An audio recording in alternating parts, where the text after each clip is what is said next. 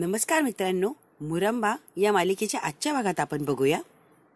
आजी आणि नैना उभ्या असतात. आजी म्हणते, नैना काय सांगत होती सीमाला? नैना म्हणते, काय नाही आजी, त्या उगाच काळजी करत होत्या ना. म्हटलं काळजी करू नका, सगळं काही बरं होणार.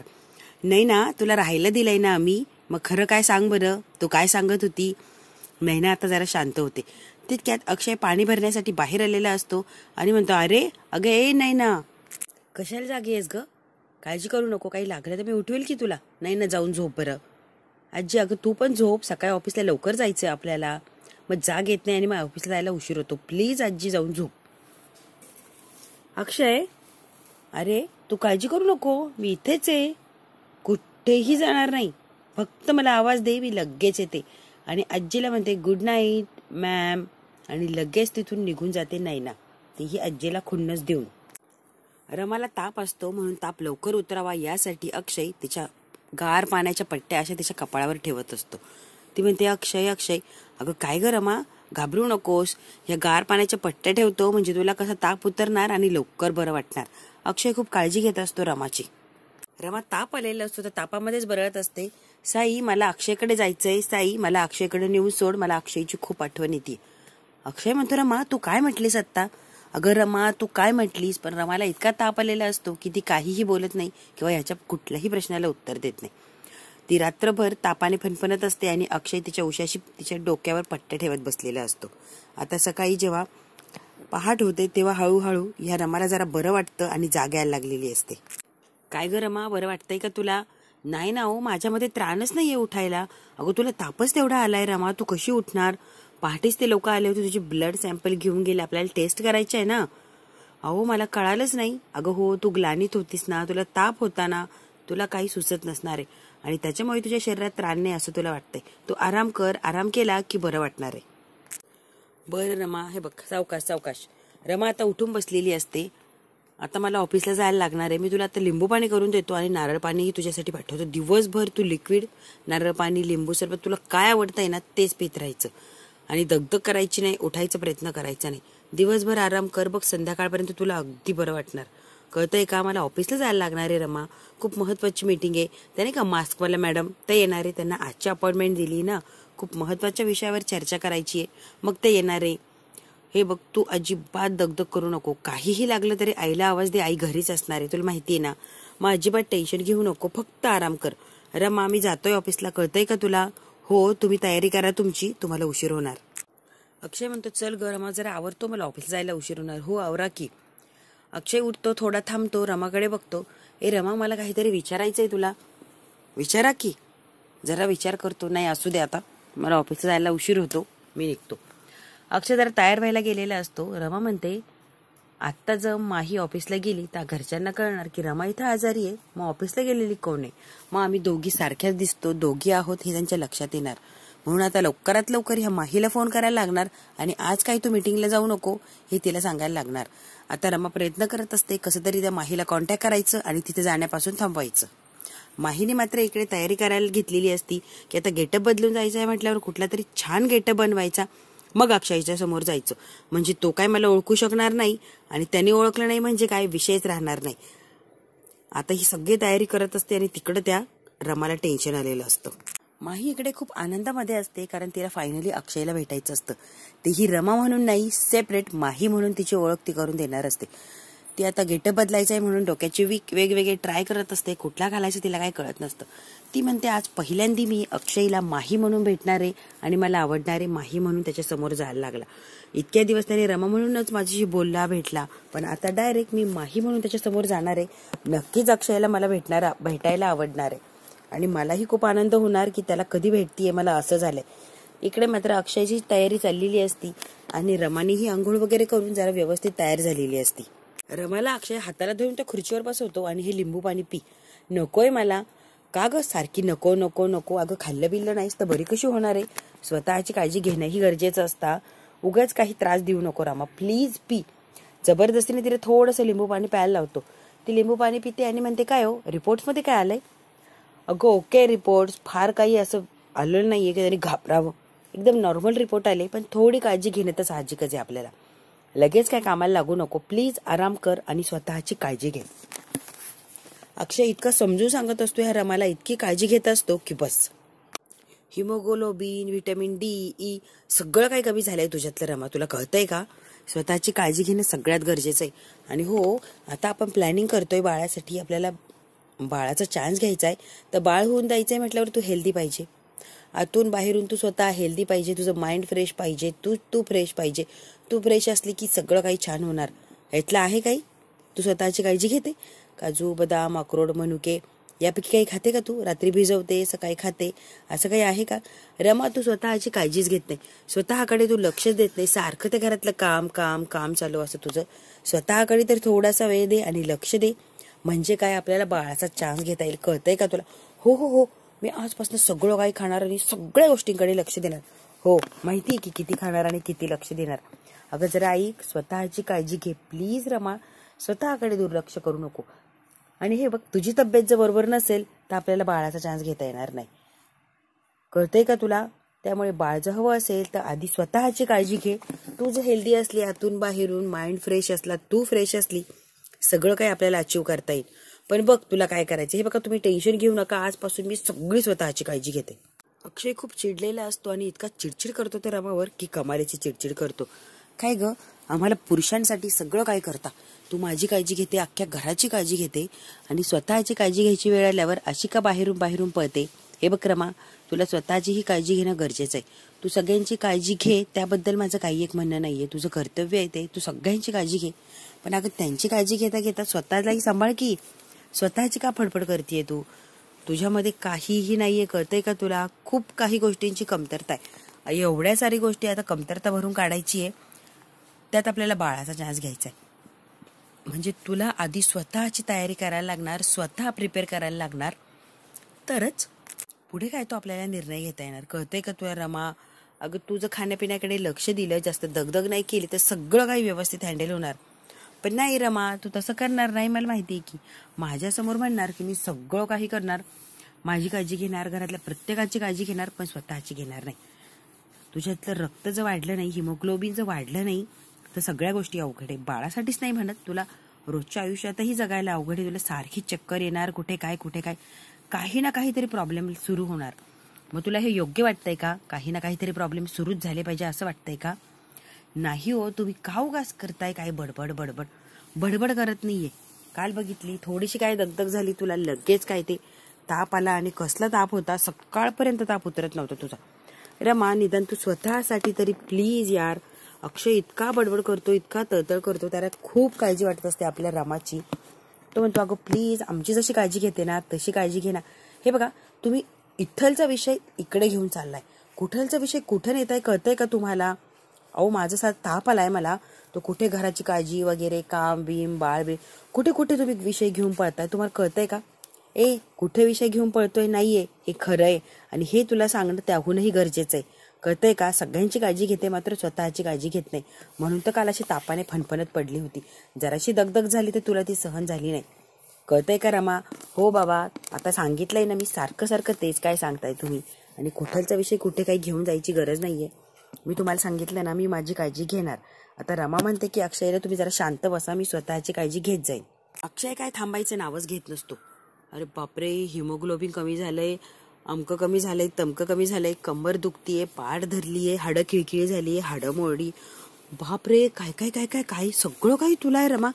आता रमा ही चिडते आणि तिची ही सहनशक्ती आता थांबलेली असते जागेवरच. ती आता त्याला लगेच ॲटिट्यूड म्हणते, बस घाबरायचं नाही मला घाबरण्याचा प्रयत्न अजिबातच करायचा नाही. तुम्ही सांगितलंय ना काय काय झालंय, मला सगळं काही ऐकलंय ना, मी सगळं काही करायचं तुम्हाला मी प्रॉमिस केलंय ना. मी स्वतःसाठी आता जगणार आणि स्वतःसाठी सगळं काही करणार. काय एवढी चिडचिड करताय? आणि हो, चिडचिडही त्याहून अजिबात करायची नाही. हा, होती माझी चिडचिड, काय करायचंय तुला, होती माझी चिडचिड. अगं तुझी जर हाडं अशी खिळखिळी झाली ना तर मला हाडं गोळा करत तुझ्या मागे मागे फिरायला लागणार. हे बघा, तुम्ही मला घाबरून देताय, कंबर धरणार की अमकं होणार तमकं होणार. आता सगळं काही कळालंय ना मला काय झालंय. मी सांगितलंय ना मी स्वतःची काळजी घेईल. आता मगाचपासून त्याच विषयावर तुम्ही बोलताय. आता मलाही चिडचिड व्हायला लागली या. मी सांगितलं ना स्वतःची काळजी घेईल. हो, मग घ्यायची काळजी स्वतःची, नुसतं सांगायचं नाही काळजी घेईन, ऍक्च्युअल मध्ये काळजी घ्यायचीच. कळतंय का? अहो हो, घेतेय म्हटलंय ना तुम्हाला मी. आणि हे बघ, तुझ्या बाबतीत जेव्हा जितक्या हुशार बायका असं काही वागतात ना, तेव्हा जरा जास्तच काळजी लागते. कळलंय का रमा? अहो किती ती बडबड, काळजी सोडून बडबडच किती करताय, जरा शांत बसा. हे मी चिडचिड करतोय ना रमा, ते दिसतंय, पण का चिडचिड करतो? अगं आपल्याकडे सगळं आपण सगळं आणू शकतोय, जगातल्या वस्तू आपल्याकडे, पैसा आहे, नॉलेज आहे, आपण वाचून आपल्याला काय हवं नको सगळं काही मागवू शकतो. निदान मागवून तू खात तरी जा.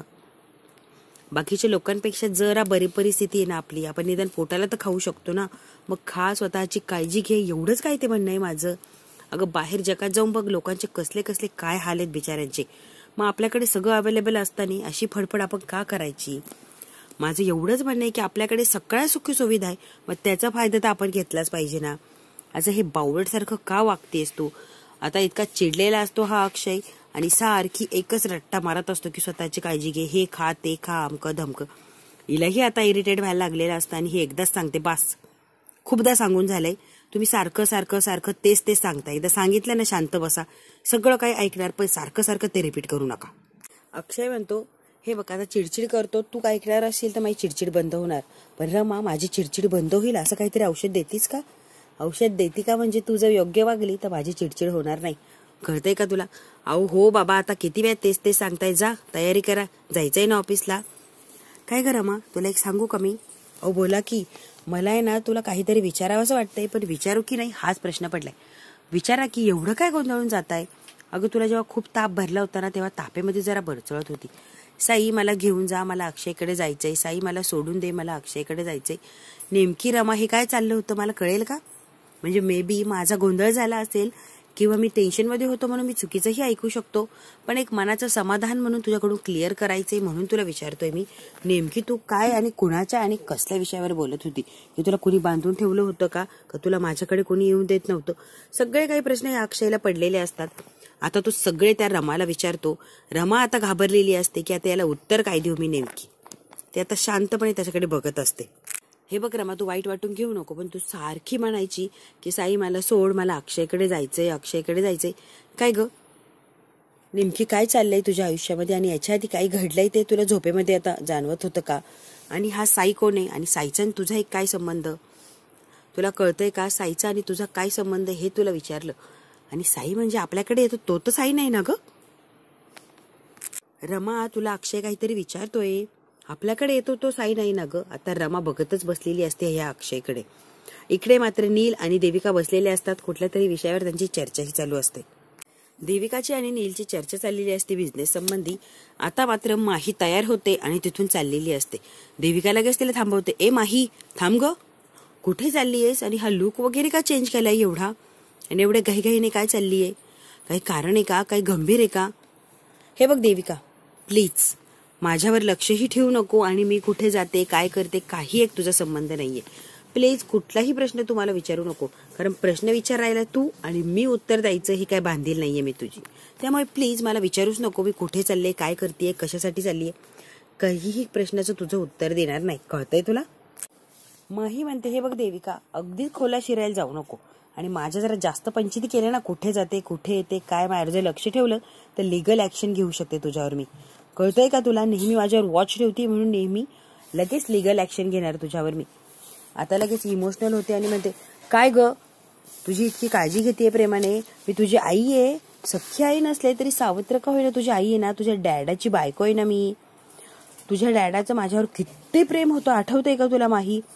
हो, माझ्या डॅडाचं अनलिमिटेड प्रेम होतं तुझ्यावर, पण तुझं माझ्या डॅडावर प्रेम नव्हतं, तुझं माझ्या डॅडाच्या पैशांवर प्रेम होतं, हो की नाही? म्हणून तू त्याच्याशी लग्न केलं आणि तो लवकरात लवकर कसा या जगातून जाईल याची काळजी सुद्धा तू घेतली, बरोबर आहे का देविका?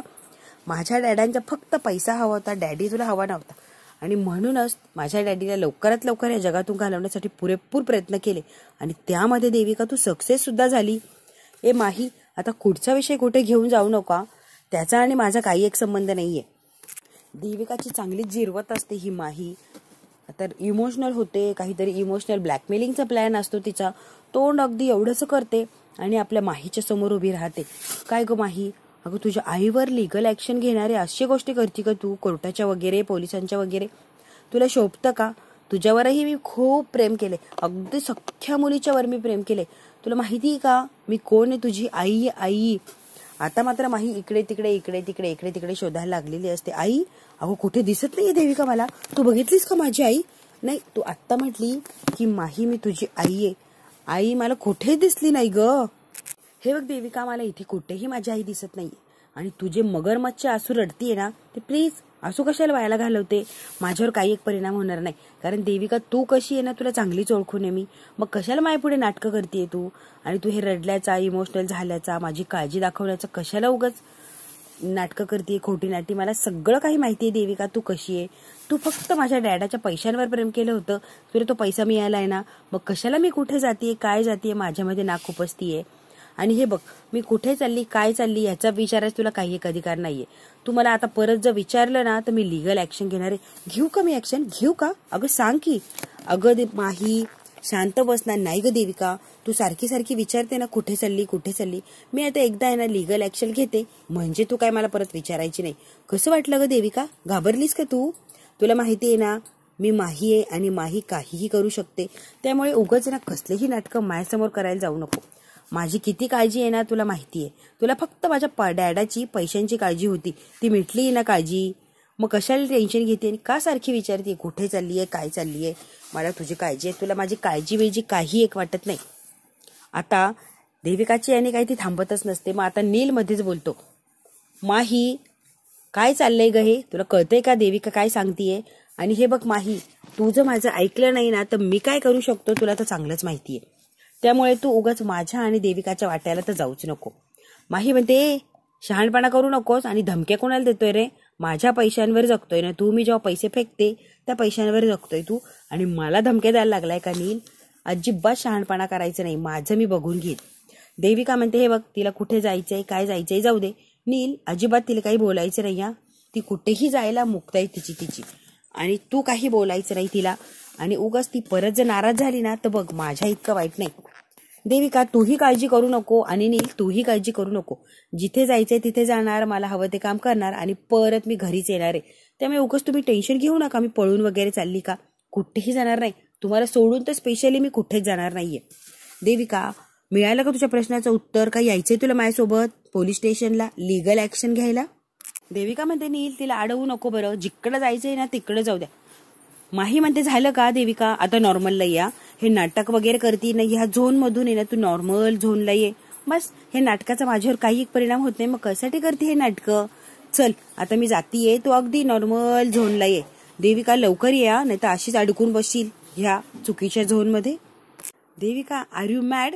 काय वागत होती तिला जबरदस्ती थांबवू नाही शकले का तू? ए नील, शहाणपणा करू नको. तिला तिकडे जायचंय ना तिकडे जाऊ दे. कळतंय का? पैसे हवेत म्हटल्यावर आपल्यालाही थोडं नमतं घ्यायला लागणार आहे. उगाच असा शहाणपणा आताताईपणा केला तर सगळं काही हातातून निघून जाणार. त्यामुळे नील अगदी शांत बस. कळतंय तुला? आणि हे बघ, लीगल ऍक्शन घेतली ना तर सगळं जागेवर थांबेन. त्यामुळे नील उगाच काही शहाणपणा करायला जाऊ नको. आणि तूही तिचा नाच सोडून दे. आपण तिच्यावर कसलीही जबरदस्ती करू शकत नाही. आपण थोडी जरी जबरदस्ती केली तर लगेच आपल्यावरती ऍक्शन घेणार. कळतंय का तुला? देविका, तू कितीही समजून सांग, मी तुझं ऐकणार नाही. मी तिच्यावर लक्ष ठेवणार आणि तिच्यावरचा हक्क मी कधीच सोडणार नाहीये. कायम माहीवर हक्क आहे आणि तो मी गाजवतच राहणार. देविका म्हणते, नील तुला कळत नाहीये ना, मग तुझ्या कर्माची फळ तूच भोग. मी काय तुझ्यासोबत या गोष्टीत नाहीये. नील म्हणतो, देविका कितीही प्रयत्न केला तरी मी ह्या माहीवरचा माझा हक्क आहे ना, मी सोडू शकत नाही. अगदी मला त्रास झाला तरी चालेल, मी पण हिला सोडणार नाही म्हणजे नाही. आता देविकाचंही डोकं बंद पडलेलं असते हे नीलच्या हट्टापुढे. इकडे मात्र रमाचा आणि अक्षयचा विषय कंटिन्यू चालू असतं. अक्षयने एखादी गोष्ट पकडली की ती पूर्ण होईपर्यंत तो काही सोडत नसतो. आता त्याला एक विषय मिळालेला असतो, साईचं नाव हिने का घेतलं, साईची नीची ओळख आहे का, काही संबंध आहे का, आता सगळी बारीक चौकशी करायला लागलेला असतो. तू साई साई असं का ओरडत होती रमा, सांगतीस का? अहो तुमचा काहीतरी गैरसमज झाला असेल. कोण साई, कसला साई, कुठला साई, मला काही एक माहिती नाहीये. मी आई म्हटलं असेल आई, आणि तुम्हाला काय झोप वगैरे लागली असेल त्या नादामध्ये तुम्ही आईचं साई ऐकलं असेल. कळतंय का? आता अक्षयही विचार करायला लागलेला असतो, त्याने परफेक्ट साई हे नावच ऐकलेलं असतं. पण आता रमा मात्र गोंधळ उडून देते. मी साई नाही, मी आई म्हणत असेल झोपेमध्ये, मला आईची आठवण आली असेल. अक्षय म्हणतो, खरंच ग रमा, तू आईच म्हटली असणारे. आई मला अक्षयकडे घेऊन चला, आई मला अक्षयकडे घेऊन चला. पण मी मात्र वेडा, मी ऐकलंय की साई मला अक्षयकडे घेऊन चला. आणि तुझा आणि त्या साईचा दूरपर्यंत काही संबंध आहे का? मग त्या साईला कशाला आवाज देऊन मला माझ्याकडे नेऊन घाला म्हणून सांगशील? बरोबर आहे की नाही? रमा, खरंच माझं विचार करून करून डोकं आहे ना अगदी फुटायला लागलं होतं. काय काय विचार केले ना माझं मला माहिती, डोकं अगदी फुटायला झालं. पण आता लक्षात आलंय की तू आई मला अक्षयकडे घेऊन जा असं म्हणाली. आता मात्र माही सुटलेली असते ह्या एवढ्या मोठ्या संकटातून. रमा म्हणते, तुमचं ठरलं का? ते येणार आहेत का मीटिंगला? अगो हो येणार आहेत तर. अरे बापरे, आता कसं शक्य आहे? मी इकडे आजारी आहे आणि ती तिथे गेली तर आमचा प्लॅनिंग सगळ्यांना कळणार. यांना मात्र टेन्शन आलेलं आहे. इकडे आजी चाललेली असते. आजी म्हणते, फिरोज गाडी काढ चल. लगेच अक्षय धावत धावत येतो. काय रे अक्षय, रमाला बरं नाही मग तू कशाला येतोय? काही नाही ग, आज त्या माही नाही का ते येणार, त्यांच्यासोबत मीटिंग आहे, मला यायलाच लागणार ना. या दोघांचं बोलणं मात्र मागून मयुरी ऐकत असते. आता मयुरी म्हणते, वहिनी तर घरात आजारी आहे, मग आता जाणार कोण? माही म्हणून तिथे हिला सॉलिड टेन्शन आलेलं असतं, कारण हिने या दोघांचं बोलणं ऐकलेलं असतं. आजी आणि अक्षय निघून जातात. आता मात्र अभि आलेला असतो आणि त्याला टेन्शन आलेलं असतं. लगेच मयुरी येते आणि मयुरी म्हणते, काय रे, रमा आतमध्ये पडली आजारी आहे, मग माही म्हणून मीटिंग कोण करणार आहे? तो तुम्हाला काय करायचंय? मला काय पडलंय? जसं त्यांनी बघायचं. काल माझी कसं रोडली वागला अक्षय, त्याच्यामुळे मी काय आता सांभाळायला जाणार नाही, त्याची काय मदत करायला जाणार नाही. मयुरी म्हणते, हे बघ वेड्यासारखं करू नको, आता ही घरात आहे म्हटल्यावर तिथे काहीतरी ऍडजस्ट करायला लागणार ना, प्लीज तू जा, तुझ्याशिवाय काही होऊ शकत नाही. अभि मात्र भयंकर चिडलेला असतो, कारण रात्री अक्षय त्याला खूप बोललेला असतो. तो तुम्हाला काय पडलेलं नाहीये, मी काय कोणाचा विचार करणार नाही, जाऊ दे की तिकडे. मयुरी खूप समजून सांगत असते. अभि मात्र रागाने निघून जातो आणि मयुरी बिचारी तिथे टेन्शनमध्ये उभी राहिलेली असते. इकडे माही गार्डनमध्ये येते आणि सुंदर अशी ती रोमॅन्टिक झालेली असते आणि अक्षयचं स्वप्न बघत असते. इतक्या छान वातावरणामध्ये अक्षय माझ्यासोबत आहे आणि मी त्याच्यासोबत नाचतीये, त्याच्यासोबत मीटिंग असते म्हटल्यावरती अक्षयचाच विचार करत असते. आता गार्डनमध्ये अक्षय येतोय, दोघं नाचताय असं इमॅजिन करत असते. आता सगळं काही झाल्यावर आता रमाला काही चैन पडत नसते. रमा लगेच त्या माहीला फोन लावते आणि सांगते की तू ऑफिसला जाऊ नको, तुझं गेली तर प्रॉब्लेम होणार, त्यामुळे तू प्लीज आज ऑफिसला जाणं टाळ. ती म्हणते, बरं बाई तसंच करते मी. माही आता रमावर चिडते, का ग आधी सांगितलं की तुझा, आता म्हणते जाऊ नको, का कन्फ्यूज करते ग? सगळं काही सोडून इतकी मस्त तयार होऊन अगदी ऑफिसच्या बाहेर येऊन थांबलीये मी, आता ऐन वेळेला सांगते की जाऊ नको. प्लीज प्लीज माही मला समजून घे. हो ना, तुला समजून घेते, तू मात्र मला समजून घेऊ नको. मी ऑफिसच्या बाहेर उभी आहे, कळतंय का तुला? Sorry sorry. काय सॉरी सॉरी? माही रमाचा फोन ठेवलेला असतो, पण ती विचार करते, काय यार मला अक्षयला बघता सुद्धा आलं नाही. ती विचार करत तिथेच थांबलेली असते. हा भाग इथेच संपतो. पुढच्या भागात काय होणार आपण थोडक्यात बघूया. ती म्हणते की इथून जायला लागणार, आता लगेच जर अक्षयने बघितलं तर पंचायत होणार, आणि फोन लावतो की तुम्ही आलात का माही, मी इथे पोहोचलोय. ती म्हणते, नाही मी नाही येऊ शकत, आजची मीटिंग आपण कॅन्सल करूया, कारण मला जरा बरं वाटत नाहीये. तोपर्यंत अक्षय ह्या माहीच्या मागे येऊन उभा राहतो. का बरं वाटत नाहीये, मग ऑफिसच्या बाहेर काय करताय? आता हिला टेन्शन आलंय, अक्षयला चेहरा दाखवायचा का, अक्षय सोबत बोलायचं का? आजी मात्र इकडे, आजी रमाच्या जवळ बसते आणि तिला म्हणते, काय ग 2-3 महिने झाले तुला माझ्या घरात येऊन आणि आत्ताशी तुझा थकवा बाहेर पडलाय का? तुला माहितीये की तुमचं काय चाललंय ते, मला सगळं काही माहितीये आणि मला काय माहितीये हे सुद्धा तुला कळतंय. मी काय बोलतीये, काय बोलायचा प्रयत्न करतेय ना रमा, तुला चांगलंच माहितीये. सगळ्या गोष्टी मला माहीत झाल्या, त्यामुळे माझ्यापासून काही लपवाछपी करू नको, कळतंय का रमा? बिचारी रमा आता शांत बसलेली असते, कारण आजीने तिला पकडलेलं असतं. आता बघूया आजी नेमकी काय करते आणि रमाची फजिती होते का. आणि तिकडे जी माही अक्षयची तिथे अडकलेली आहे, अक्षय तिला ओळखतो का किंवा तिच्याशी मीटिंग करतो का, हे बघायला खूप इंटरेस्ट येणार, पण हे आपल्याला पुढच्या भागात बघायला मिळणार. मित्रांनो, आज आपण इथेच थांबूया. व्हिडिओ आवडल्यास लाईक, शेअर, सबस्क्राईब नक्की